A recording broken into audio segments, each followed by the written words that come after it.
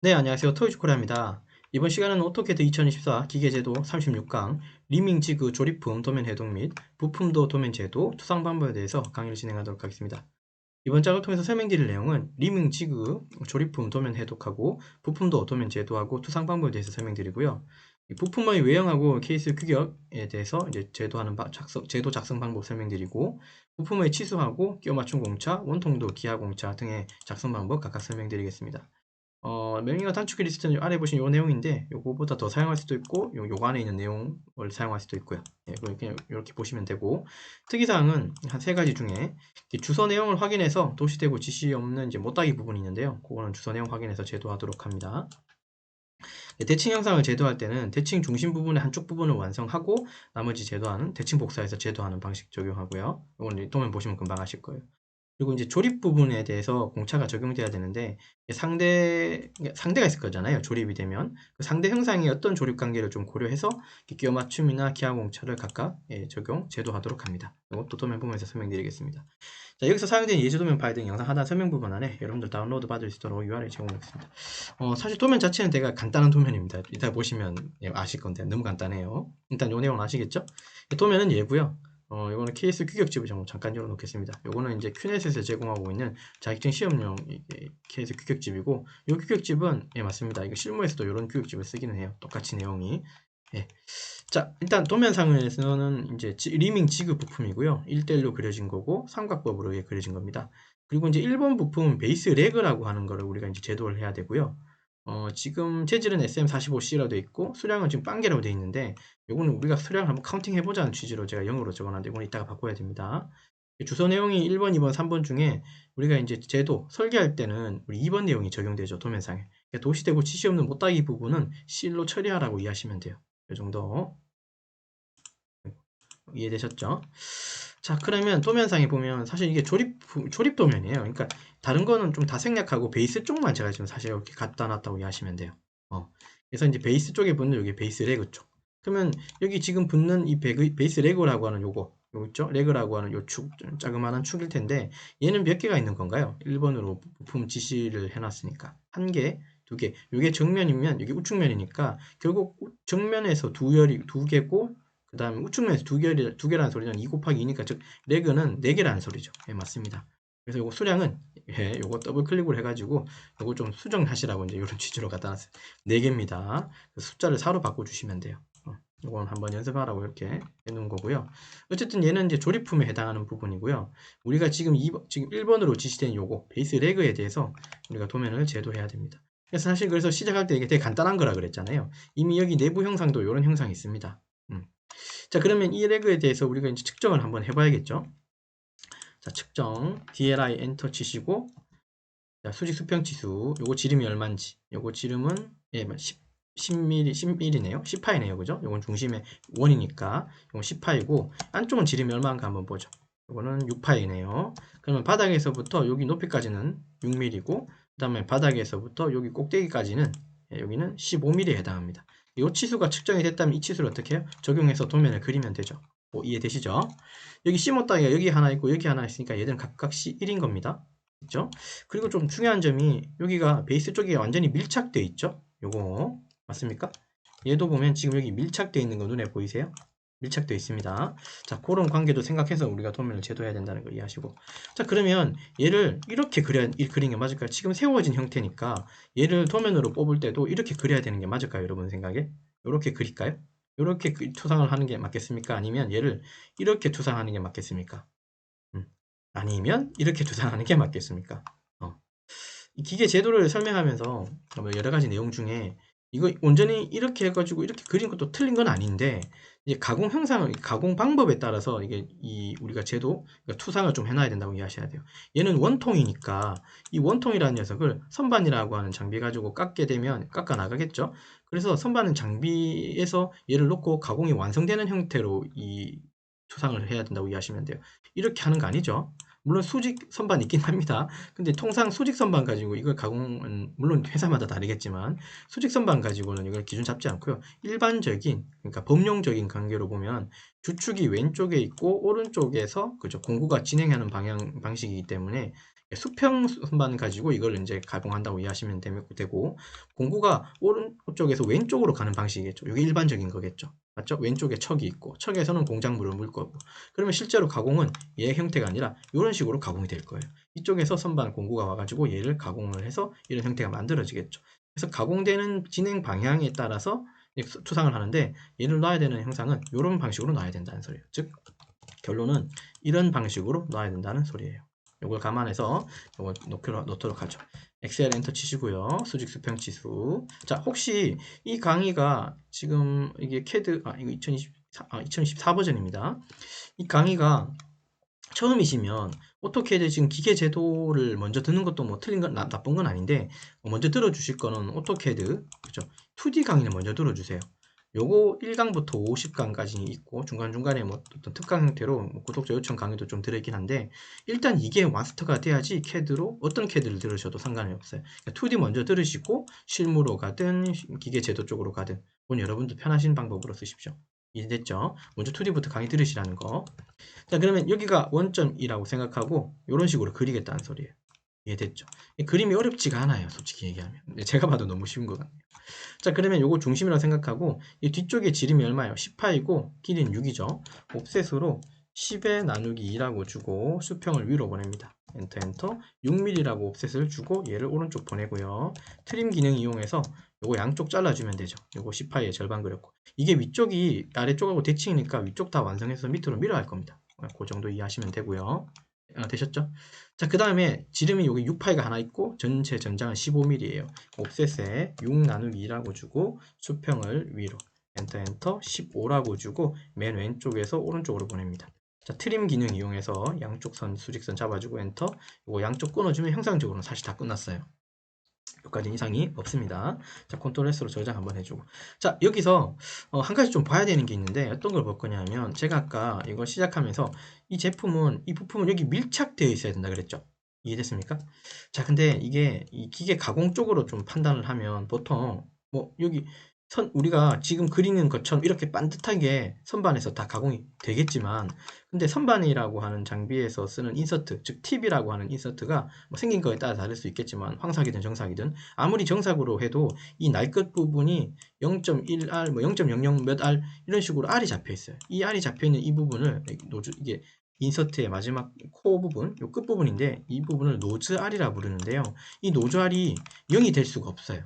그러니까 R 0이 될 수가 없어요. 무슨 말이냐면 여기가 딱 이렇게 직각이 돼야 되잖아요. 이게 딱 여기가 요 부분입니다. 여기가 딱 이렇게 딱 칼같이 직각이 돼야 되는데 그럴 수가 없다는 소리예요. 가공을 하게 되면 이 밑에 부분이 여기 살짝 R이 잡힐 수밖에 없어요. 이해되나요? 요 부분. 여기가 R이 이렇게 살짝 잡힐 수밖에 없어요. 비록 우리는 그림을 직각 형태로 그려도 실제로 가공을 하게 되면, 실제 가공, 아무리 노즈 R이 이게 0.000 얼마가 돼도 이 밑에 부분은 이렇게 살짝 R이 잡힐 수밖에 없어요. R이 잡힐 수밖에 없다는 거. 그러면 R이 잡힌 상태에서 얘를 조립하면 얘가 어떻게 됩니까? 조립이 이렇게 반듯해 보이지만 실제로는 살짝 덜 들어가는 거예요. 이렇게 R이 잡혀 있기 때문에. R이 잡혀 있다는 소리는 지름이 커진다는 소리겠죠. 그래서 실제로는 레그가 이렇게 살짝 이렇게 갭이 생길 수도 있다는 소리예요. 갭이 생기면 어떤 문제점? 이게 네 군데로 이게 레그가 들어가는 거니까 한쪽이라도 갭이 커버리면, 맞아요. 이 수평 평면에 이렇게 딱딱 안 붙고, 무슨 느낌입니까? 딱 평평하게 안 붙고 어딘가에 뜬다는 소리, 뜨는 느낌 아시죠? 어떤 거? 맞아요. 가구 같은 것들도 보면 의자나 이런 것들도 다리가 4개인 걸 바닥에 놓으면 뜨는 경우가 있어서 거기다 뭔가를 공구죠. 공군다는 말 좀 사투리긴 한데 뭔가를 공구가지고 수평을 맞추잖아요. 얘도 그러면 뭐 수평 맞추려 여기다가 뭔가를 끼울 수도 있는 거예요. 때로는. 그죠?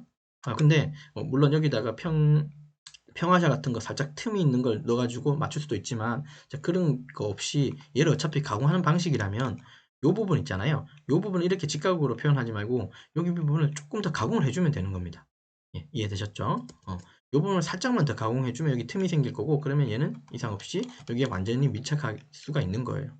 자, 그러면 이 부분을 어떻게 가공할 것이냐?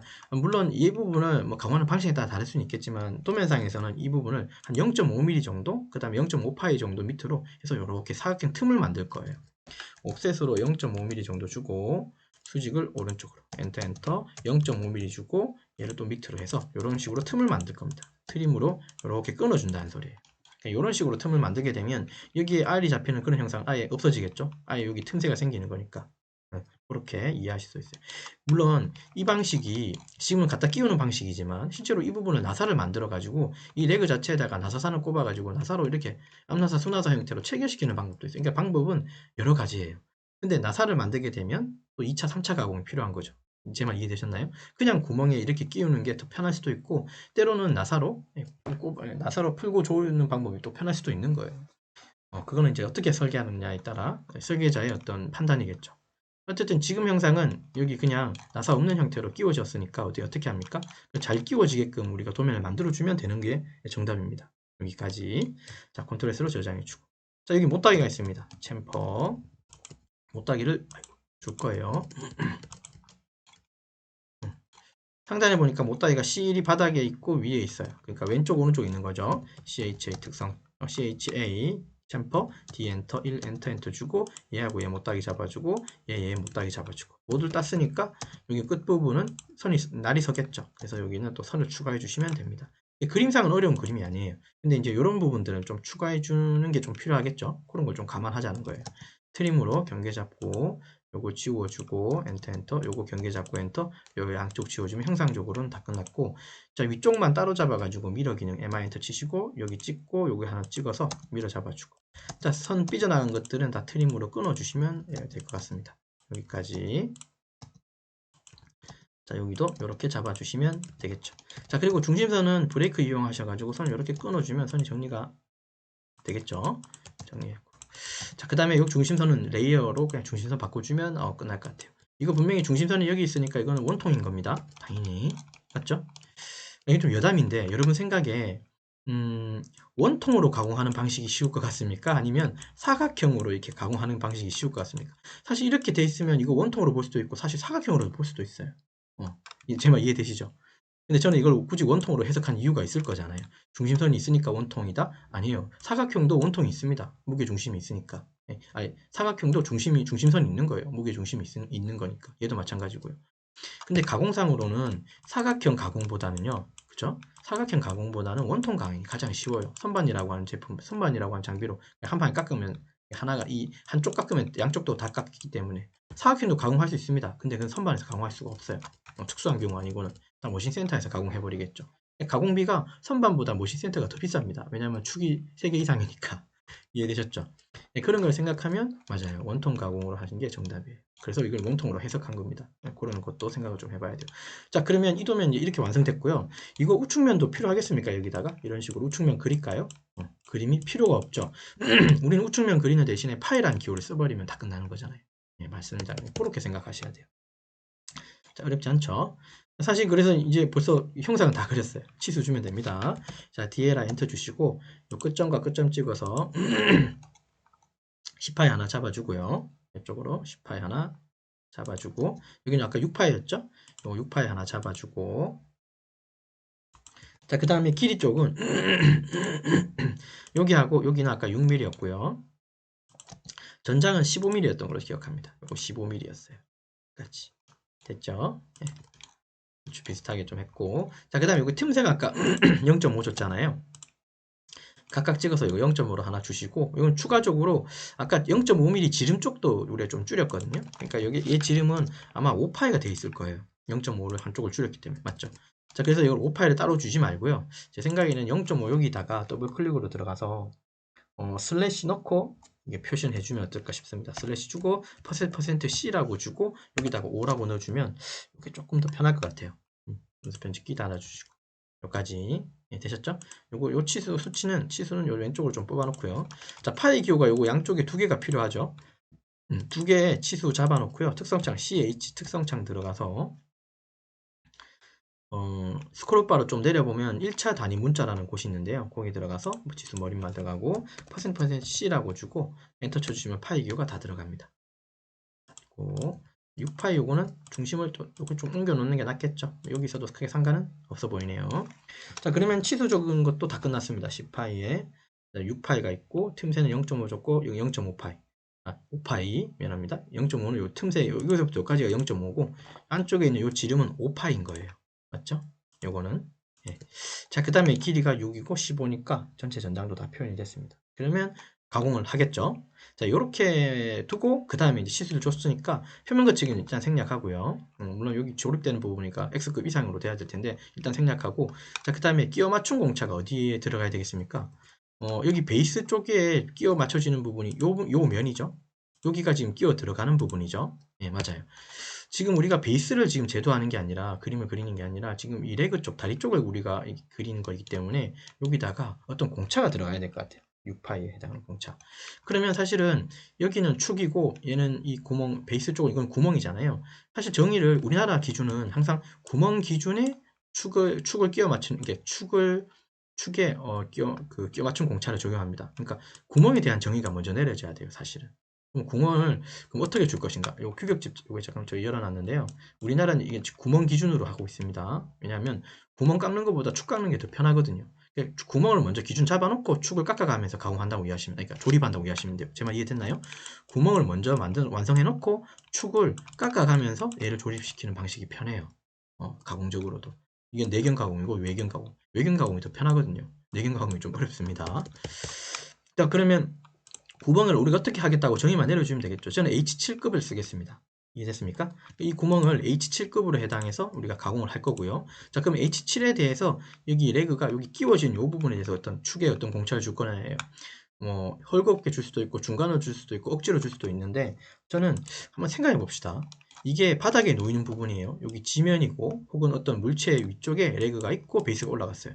어쨌든 얘 지면에 얘가 붙어 있어야 돼요. 얘를 만약에 베이스 쪽을 들을 때 이 바닥에 레그가 쑥 빠지면 어떻게 됩니까, 여러분? 쑥 빠지면 말이 안 되는 거죠. 그러니까 잘 안 빠져야겠죠. 그래서 얘는 헐겁게 끼워지면 안 된다는 소리예요. 일단은 중간이라고 하는 중간급이라고 하는 건 어떤 거냐면 드갈랑말랑이에요. 드갈랑말랑이면 좀 표현이 좀 웃기긴 한데 빠질랑말랑, 빠질랑말랑. 그거보다는 어떻게 해요? 일단은 좀 억지로 끼워 넣는 게 좋겠죠. 그리고 잘 안 빠져야 되는 거겠죠. 그렇다고 용접을 하는 건 아니겠죠. 일단 이렇게 해놨다는 소리는 언젠간 이게 고장나거나 좀 망가지면 뽑을 수도 있다는 소리예요. 빼면 되는 거예요. 다만 공차적으로는 좀 억지로 들어가게끔 좀 하겠다는 소리입니다. 그리고 그런 맥락으로 우리는 P6라고 하는 거 요거 쓸 겁니다. 여기는 P6하고 뭐 몇 가지가 있는데 이 세 가지 중에 한 가지를 쓰면 된다고 이해하시면 됩니다. 그 중에 저는 P6라고 하는 끼워 맞춤 공차를 적용할 겁니다. 구멍 쪽은 대문자 H7이고 축은 소문자 P6입니다. 더블 클릭 들어가서 이거 소문자로 P6 적어주시면 돼요. P6. 그러면 이제 억지 끼워 맞춤으로 조립되는 그 부분이라고 이해하시면 되죠. 이건 좀 밑으로 내릴게요. 왜냐면 여기 내린 이유가 여기다가 우리 공차 좀 집어넣을 거니까 그래요. 그 원통도 집어넣으려고 하고 있습니다. 자, 그러면 왜 어떤 끼워 맞춤을 줘야 되는지 이해되셨죠? 맞죠? 조립되는 부분이 여기밖에 없잖아요. 여러분, 여기가 조립되는 부분이라고 이해하시면 안 됩니다. 여기는 그냥 닿는 면이에요. 여기에 대한 처리는 이미 여기 0.5하고 5파이로 끝냈어요. 여기는 조립되는 부분 아닙니다. 그냥 접촉하는 부분이고, 조립되는 구멍은 6파이에 해당하는 겁니다. 그래서 6파이에만 끼워 맞춤 공차 여기 스몰 P6라고 준 거예요. 축이기 때문에. 억지 끼워 맞춤. 자, 그러면 이제 마지막 하나 남았는데요. 여기 지금 시작할 때 제가 설명을 하나 드린 게 원통도 기아공차 요거 작성한다 그랬는데, 기아공차를 실무적으로 많이 씁니까? 라고 물어볼 수도 있고요. 기아공차 씁니다. 예, 도면상에서. 근데 대체로 모르겠습니다. 뭐 생략하는 경우도 되게 많고, 그거야 이제 회사의 뭐 어떤 방침이거나 회사의 뭐 작업하는 속도에 대한 것도 있고, 사실 그리고 가공집에서 가공할 때 이거 이렇게 도면 주면 한번 생각해 볼게요. 이거 이렇게 도면을 주면 가공하는 가공집, 소위 말하는 가공집에서 이거 이대로 가공할 거잖아요. 이렇게. 이해되셨죠? 이렇게 가공하지는 않을 거잖아요. 얘를 일부러 중심이 여기인데 중심을 여기라고 생각하고 이게 10이니까 한쪽은 5, 5잖아요. 근데 여기를 4로 하고 여기를 6으로 이렇게 가공하지 않을 거잖아요. 일반적으로 뭐 선반 같은 경우는 센터를 잡으면 센터에서 가공이 된다는 소리예요. 맞죠? 이게 물론 편심으로 일부러 가공할 수 있지만 그게 아니라 지금 이 도면 자체는 중심 기준의 10파이잖아요. 그러니까 위아래가 다 대칭인 거죠. 그러면 얘를 이제 세팅을 할 때 센터에다가 놓고 얘를 가공할 거잖아요. 맞죠? 그렇게 되면 실제로는 기아공차가 생각을 해보면 다 이거 센터에 가공할 거고 이상 없이 가공될 거기 때문에 사실 기아공차를 좀 생략해도 가공하는 곳에서는 이걸 다 정확하게 얘가 센터에 오게끔 얘를 가공해 온다는 소리예요. 그럼에도 이제 기아공차를 주면 좀 더 신경을 쓴다는 그런 개념으로 볼 수도 있어요. 제 생각입니다. 이게 정석은 아니에요. FM은 기아공차 적어야 돼요. 근데 도면 하나하나에다가 다 기아공차를 주기는 사실 조금 그죠? 가공하는 집에서도 좀 신경 쓰이는 부분이고 가공 비용이 더 발생될 수도 있어요. 더 신경을 써야 되고 또 다른 가공 방법을 적용해야 될 수도 있고 더 좋은 장비를 써야 될 수도 있거든요.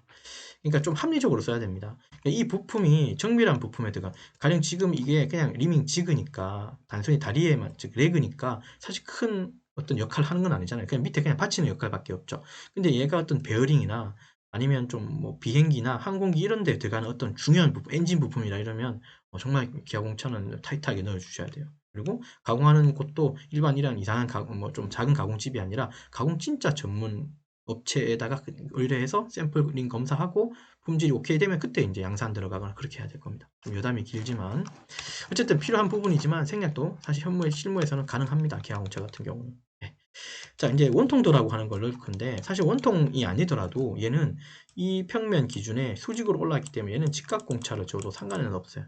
어떤 공차를 넣어도 여기에 지금 이 직각으로 들어가면 되는 거고요. 그리고 원통으로 이렇게 집어넣어도 크게 상관은 없습니다.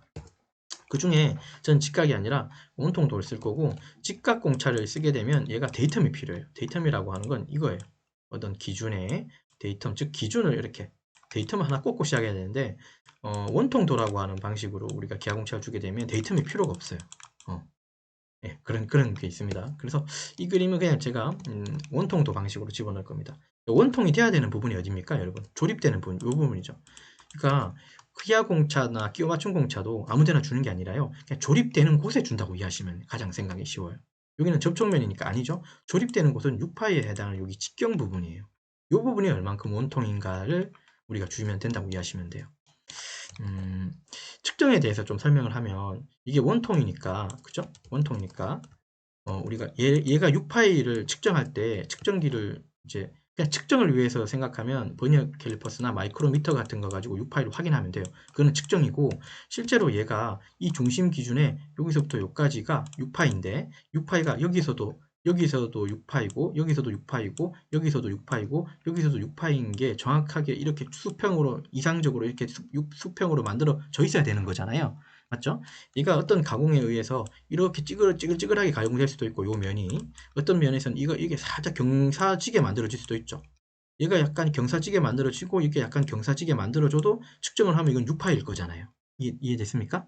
자, 근데 이걸 측정으로 좀 넘어가서 보면 좀 더 정확하게 측정을 하자면 얘가 6파이가 전체적으로 6파이를 확인하는 방법은 버니어 캘리퍼스 마이크로미터보다는 다이얼 인디게이터나 그죠?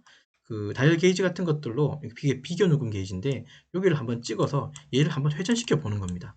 어떤 지그에다 올려놓고 그러면 다이얼 게이지가 얘로 타고 있을 거잖아요. 다이얼 게이지가 이렇게 생겼는데 요 게이지가 이거 위아래로 꿀렁꿀렁거리면 다이얼 요 게이지가 왔다 갔다 눈금이 왔다 갔다 하겠죠. 그러면 여기다가 이렇게 잡아놓고 0으로 세팅해 놓고 얘를 회전시켜 보면 이 다이얼 게이지의 게이지가 0에 그냥 가만히 있으면 얘는 이상 없는 6파인 거죠. 근데 만약에 여기 측정하고 여기 측정하고 여기 측정을 했는데 이 게이지가 뒤로 점점 갈수록 게이지의 눈금이 요만큼 움직였다가 또 더 움직이고 더 움직여버리면 사실 처음 0하고 그러니까 이만큼 돌아간 부분까지의 거리가 오차가 발생되는 거죠. 그 오차의 범위가 만약에 지금 이제 우리가 여기서 찾을 어떤 공차값보다 커버리면 이건 불량이 되는 거예요. 어떤 기준의 어떤 공차값 이내에 이 게이지 범위가 움직였다면 걔는 양품인 거예요. 정품인 거예요. 양품인 거예요. 양품? 예, 정상인 거예요. 말은 좀 어렵지만 이해되셨죠? 예, 측정을 이제 그렇게 해서 여기가 끝까지 6파이가 그대로 온전히 이상 없이 6파이면 사실 된 거예요. 이거를 이렇게 보면 좀 헷갈리는데 이거를 우측면으로 원통으로 보죠. 6파이가 이렇게 생겼죠. 가령 이걸 6파이라고 봅시다. 6파이고요. 그러면 우리가 그 다이얼 게이지로 측정을 할 때 이렇게 한번 찍어 볼게요. 제가 임의로. 그 다음에 안쪽도 이렇게 좀 재볼게요. 점선으로 그린 이 부분, 여기서부터 이 라인 있죠. 이 범위 내에 이 6파이가 들어오면 되는 거예요. 말이 좀 어려울 수도 있겠는데. 그러면 어쨌든 지금 제가 여기서 꿀렁꿀렁 거린다는 표현이 이 표현이에요. 이게 한 바퀴 돌렸을 때 이 6파이에 해당하는 부분이 요 면을 칠 수도 있고 요 면을 칠 수도 있잖아요. 6파이를 유지하면서. 그러면 요 범위 안에 들게끔 우리가 공차를 적용해 주면 되는 거예요. 요 범위 안에 들게끔 6파이를 만들어라고 정의를 내려주면 되는 게 바로 원통도에 해당합니다. 그러면 여기서부터 여기까지의 범위, 공차 범위는 어떻게 찾는다? 케이스 규격집에 가보시면 IT 공차에 이게 6파이죠? 그럼 6이라는 숫자가 여기 보이고요. 맞죠? 그 다음에 IT 등급이 5등급이 우리 기준을 잡는데 얘는 5로 돼 있어요. 단위가 마이크로미터니까 1000분의 마이너스 6 곱하기 1000분의 3이니까 1000분의 마이너스 10, 즉 1000분의 5라는 소리예요. 즉 1000분의 5니까 숫자로 다시 바꾸면 0.005의 범위로 들게끔 얘를 강화하면 된다는 소리입니다. 그래서 아까 6파이 하고 있고 아까 점선으로 이 범위를 잡았는데 이 범위 사이가 0.1000분의 5 사이에 이 6파이가 들어오면 얘는 정상. 근데 이 6파이가 이쪽을 조금 삐딱해서 바깥으로 튀어나가 버리면 공차를 벗어난 거라고 이해하시고 그게 이제 불량이 되겠죠. 좀 이해되셨나요? 그래서 기하공차가 생각보다 좀 쉽지는 않습니다. 근데 설명을 좀 들어보면 좀 이해는 돼요. 원통이라고 하는 건 정확하게 원통이어야 되고 시작하는 여기 원통이나 여기 원통이나 각각 이 도면상에서는 6파일을 계속 유지해야 되고 그 범위가 만약에 얘가 가공을 하더라도 가공을 해서 만들더라도 이 6파일을 정확하게 맞추면 좋지만 얘가 가공이 이렇게 될 수도 있고 이렇게 될 수도 있다 그랬죠. 이렇게 됐을 때 이 끝이나 이렇게 됐을 때 이 끝 원통상에서 이렇게 됐을 때 요 끝, 시작, 여기 끝, 요 범위를 쭉 그어보면 요 범위가 나오잖아요. 요 범위가 바로 공차 범위예요. 요 범위 안에 들게끔 가공만 하면 된다는 소리. 그 범위는 IT 공차의 6파이에 해당하는 5등급의 1000분의 5 그 범위에 들게끔 요 부분을 가공하라는 소리로 이해하시면 됩니다. 설명이 어려웠을 수 있습니다만 설명은 저도 이해를 시키려고 하는데 설명이 제대로 되는지는 모르겠습니다. 저는 조금 이해는 되는데 아무튼 공차가 좀 쉽지는 않다는 것만 이해하시고 근데 1000분의 5라는 숫자가 여러분 그냥 말은 1000분의 5지만 굉장히 작은 숫자입니다. 이해되셨나요? 1000분의 5만큼 이걸 맞추라고 이해하시면 맞춰라고 가공하라고 이해하시면 돼요. 자 그러면 그렇게 원통으로 가공을 하라고 그 범위 오차 범위를 알려주는 그게 기하 공차죠. 공차를 적용시켜 볼게요. TOL이라고 하는 명령을 주고요. 이게 이제 그 다음에 공차는 아까 1000분의 5라는 숫자를 이미 확인했고 그 다음에 기호에 들어가서 왼쪽 마우스 클릭하고 원통도는 이게 원통도입니다. 딱 봐도 원통처럼 생겼죠. 클릭하고 확인 눌러주고요. 이걸 오면 되는데 지금 이거 이렇게 두면 안 되고요. 지금 선을 L이 엔터라고 해서 지시선 가지고 여기 찍어서 이렇게 뽑고 이렇게 뽑아서 요거 무브 기능으로 이렇게 뽑으시면 됩니다. 아이고, 사실 이걸 먼저 만드는 게 아닌데 이거 지시선으로 먼저 만들어 놓고 옮기는 게 좀 편한데 다시 TO를 만들어서요. 1000분의 5 그 다음에 원통도 만들어주고 얘를 여기다가 콩 찍어주시면 작업이 끝나요. 이렇게 되면 어떻게 가공한다고요? 여기에 6파에 해당하는 여기 원통 부분은 그죠? 공차가 1000분의 5 이내로 들게끔 원통으로 만들라고 이해하시면 돼요. 이렇게 적용해 주시면 되겠죠? 맞습니까? 이렇게 적용하고 작업을 마치시면 됩니다. 그래서 레그는 이렇게 제대로 해주시면 될 것 같아요. 됐나요? 자, 컨트롤 저장해주고 좀 설명이 길었지만 혹시라도 또 궁금한 거 있으면 댓글이나 질문 주십시오. 제가 설명 드릴 테니까 지금 드릴 수 있는 설명은 여기까지만 좀 드리면 될 것 같아요. 표면 거치기는 좀 생략했습니다. 기호 맞춤하고 기하 공차, 그 다음에 치수 적용을 이렇게 시켰고 파이 기호 다 들어갔고 이상이 없죠. 자, 그래서 이번 시간에는 리뷰하고 마치도록 하죠. 이번 시간은 오토캐드 2024 기계제도 36강 리밍 지구 조립품 도면 해독 및 부품도 도면 제도 투상 방법에 각각 설명드렸고 부품의 여기 리밍지그 레그였죠. 베이스 레그에 대해서 이제 외형하고 케이스 규격 제도 작성했고 취소하고 끼워 맞춤 공차 원정도 기하 공차 작성 방법 각각 설명드렸습니다. 나머지 특이사항 내용들은 한번 읽어보시면 그죠? 이해될 것 같고요. 되셨나요? 자, 그래서 이번 강의 여기까지 작업을 진행하도록 하겠습니다. 수고하셨습니다.